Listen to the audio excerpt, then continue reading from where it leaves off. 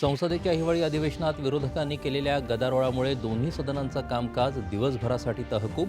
दुसऱ्या आठवड्याचा पहिला दिवसही कामकाजाअभावी गेला वाया. राज्य सत्ता स्थापनेसाठी घडामोडींना वेग, या दृष्टीनं महायुतीतील घटक पक्षांच्या अंतर्गत बैठका तसंच भेटीगाठी सुरू. भाजपा विधिमंडळ पक्षाच्या बैठकीकडे लक्ष. महायुतीत कुठलेही मतभेद आणि समन्वयाचा अभाव नाही. चर्चेनंतर कोणतं खातं कोणाकडे द्यायचं याचा निर्णय अपेक्षित असल्याचं शिवसेना नेते एकनाथ शिंदे यांचं स्पष्टीकरण. राष्ट्रवादी काँग्रेस शरदचंद्र पवार पक्षाच्या बैठकीत विधानसभेतील गटनेते म्हणून जितेंद्र आव्हाड, मुख्य प्रतोद म्हणून रोहित पाटील तर प्रतोद म्हणून उत्तम जानकर यांची निवड.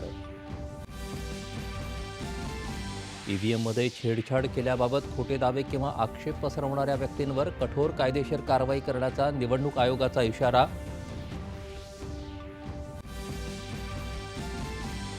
बांगलादेशात हिंदूंवर होत असलेल्या अत्याचारांविरोधात देशभरातून उठवला जात आहे आवाज. ठिकठिकाणी निदर्शनं.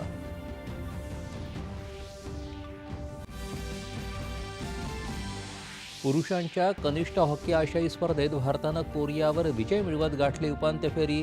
उद्या उपांत्य फेरीत भारत आणि मलेशिया आमने सामने. आणि सय्यद मोदी बॅडमिंटन स्पर्धेत लक्ष्य सेननं पुरुष एकेरीचं, पी व्ही सिंधूनं महिला एकेरीचं तर त्रिशा जॉली आणि गायत्री गोपीचंदनं पटकावलं महिला मिश्र दुहेरीचं विजेतेपद.